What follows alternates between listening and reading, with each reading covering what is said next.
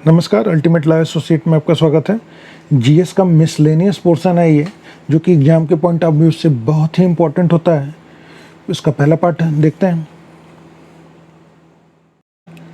Miscellaneous का पहला point देखते हैं। माइग्लोबिन में क्या होता है? तो माइग्लोबिन में लोहा होता है, तो ये इम्पोर्टेंट है। माइग्लोबिन में क्या होता है? माइग्लोबिन में लोहा होता है। नेक्स्ट, कुत्ते की प्रजाति दी गई है डॉग्स की।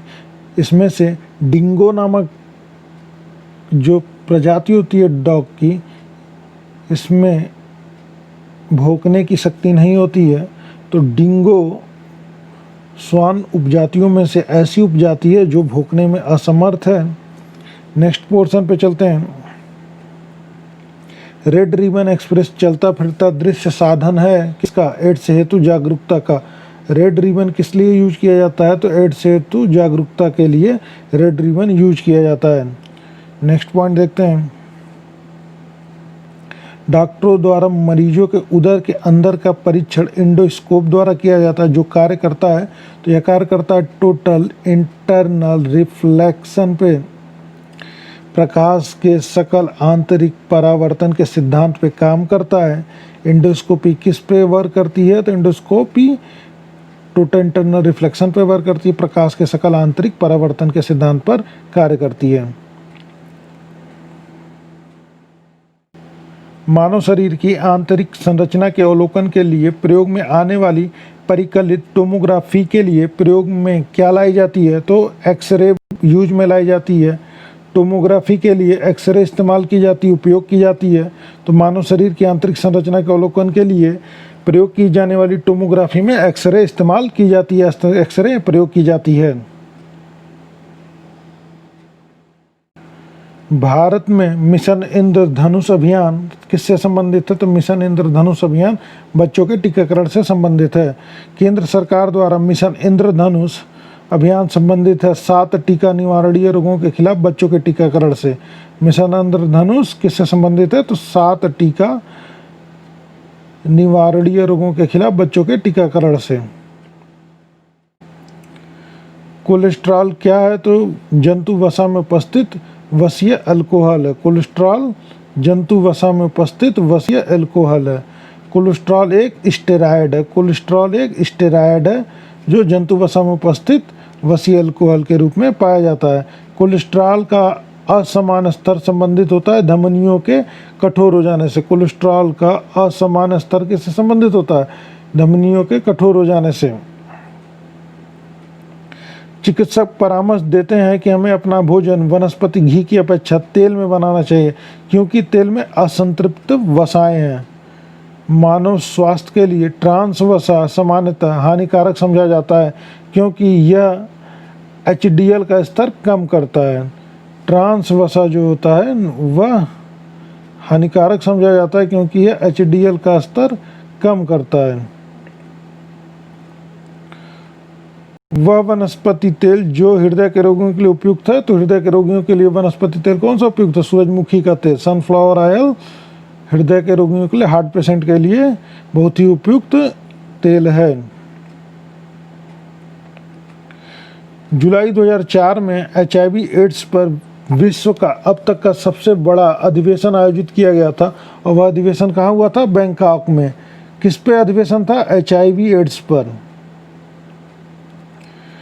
और प्रतिवर्ष 1 दिसंबर को एड्स दिवस के रूप में मनाया जाता है। प्रतिवर्ष 1 दिसंबर को विश्व एड्स दिवस के रूप में मनाया जाता है। नेक्स्ट, फेरोमोन्स पाए जाते हैं। फेरोमोन्स कहाँ पाए जाते हैं? कीटों में फेरोमोन्स पाए जाते हैं। फेरोमोन्स सामान्यतः उत्पन्न किया जाता है कीटों के द्वारा। फेरोमोन्स कीटों के द्वारा उत्पन्न किया जाता है। आयोडीन कैसे प्राप्त होता है? तो आयोडीन जो प्राप्त होता है वो लेमिनेरिया से प्राप्त होता है। आयोडीन किससे प्राप्त होता है? लेमिनेरिया से प्राप्त होता है। एक ऐसा पदार्थ जो समुद्र में बहुतायत से प्राप्त होता है और एक विशिष्ट कमी वाली व्याधि में दिया जाता है, वह आयोडीन। आयोडीन की कमी से कौन सा रोग होता है? घेंघा नामक रोग होता है। लिटमस एसिड और बेस सूचक प्राप्त किससे करते हैं? लाइकेन से। लिटमस अम्ल क्षार सूचक प्राप्त होता है लाइकेन से। नेक्स्ट देखते हैं एसिटिक एसिड का उदाहरण सिरका। लैक्टिक एसिड किस में पाया जाता है? दूध में। ब्यूटेरिक एसिड किस में पाया जाता है? मक्खन में। साइट्रिक एसिड किस में पाया जाता है? नींबू में। कार्बोनिक एसिड किस में पाया जाता है? सोडा वाटर में। ये बहुत ही इंपॉर्टेंट है, एक बार फिर से देख लीजिएगा आप लोग। एसिटिक एसिड सिरका, लैक्टिक एसिड दूध, ब्यूटेरिक एसिड मक्खन, साइट्रिक एसिड नींबू और carbonic acid soda water. Next point पे चलते हैं। वैश्विक तापमान कार्बन डाइऑक्साइड के कारण बढ़ रहा है और ओजोन लेयर किससे नुकसान हो रही है? क्लोरोफ्लोरो कार्बन से ओजोन लेयर को नुकसान पहुंच रही है। बैसिलस यूरिनजिएंसिस का उपयोग होता है जैविक कीटनाशक के रूप में। जैविक कीटनाशक के रूप में किसका यूज होता है? बैसिलस यूरिनजिएंसिस का यूज जैविक कीटनाशक के रूप में होता है। एक जीव जो ताड़ी के किण्वन में शामिल है वह है, कौन सा जीव है? सैकेरोमाइसीज।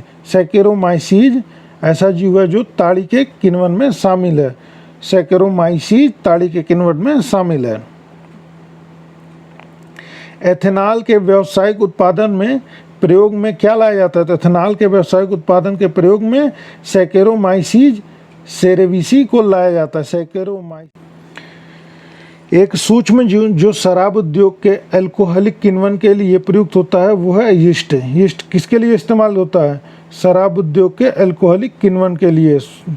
यीस्ट एक ऐसा सूक्ष्म जीव है जो शराब उद्योग के अल्कोहलिक किण्वन के लिए प्रयुक्त होता है। स्थानीय वनस्पति का संग्रह कहलाता है तो हर्बेरियम। स्थानीय वनस्पति का संग्रह क्या कहलाता है? हर्बेरियम। नेक्स्ट है मूंगा, पन्ना, मानिक तथा पुखराज में से जैविक मूल कौन सा है? मूंगा। मूंगा जैविक मूल है। जैविक मूल कौन सा है? मूंगा। नेक्स्ट है गेवियलिस जिसे कि घड़ियाल कहते हैं, बहुत पाया जाता है गंगा में।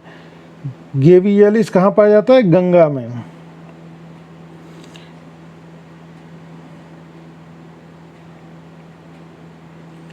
5 जून को विश्व पर्यावरण दिवस मनाया जाता है। 1 दिसंबर को विश्व एड्स दिवस मनाया जाता है। 5 सितंबर को शिक्षक दिवस मनाया जाता है और 16 अक्टूबर को खाद्य दिवस मनाया जाता है। नेक्स्ट है विश्व तपेदिक दिवस 24 मार्च को मनाया जाता है। कुष्ठ निवारण दिवस 31 जनवरी को मनाया जाता है। कुष्ठ निवारण दिवस ज़्यादा महत्वपूर्ण है, यह 31 जनवरी को मनाया जाता है, ये देख लीजिएगा, कई बार पूछा हुआ है। नेक्स्ट है अंतर्राष्ट्रीय ओजोन दिवस 16 सितंबर को मनाया जाता है। विश्व अल्पसंख्यक दिवस 18 नवंबर को पड़ता है और विश्व पशु दिवस 3 अक्टूबर को पड़ता है। विश्व पशु दिवस कब पड़ता है? 3 अक्टूबर को। तो इसमें से आपको विश्व अल्पसंख्यक दिवस देख लीजिएगा 18 नवंबर, अंतर्राष्ट्रीय ओजोन दिवस देख लीजिएगा, ये बहुत ही महत्वपूर्ण है, कई बार पूछा हुआ है। ये भी एक क्वेश्चन कई बार पूछा हुआ है। डायबिटीज दिवस के रूप में मनाया जाता है 14 नवंबर को। 14 नवंबर को डायबिटीज दिवस के रूप में मनाया जाता है।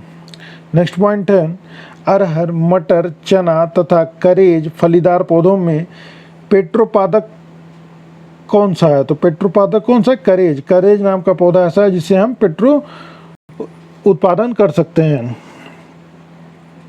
नेक्स्ट वह पौधे जिन्हें सामान्य तौर पर पेट्रोकॉप्स के रूप में जाना जाता है वह किसके धनी होते हैं? हाइड्रोकार्बन एवं लिपिड के धनी होते हैं।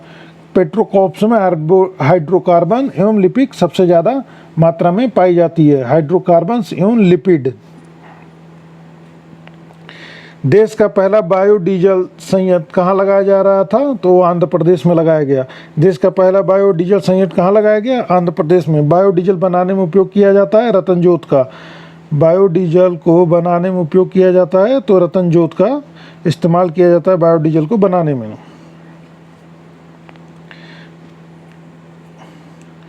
रतनजोत बायोडीजल पौधा है। बायोडीजल पौधा कौन सा है? जेट्रोफा भी बायोडीजल पौधा है।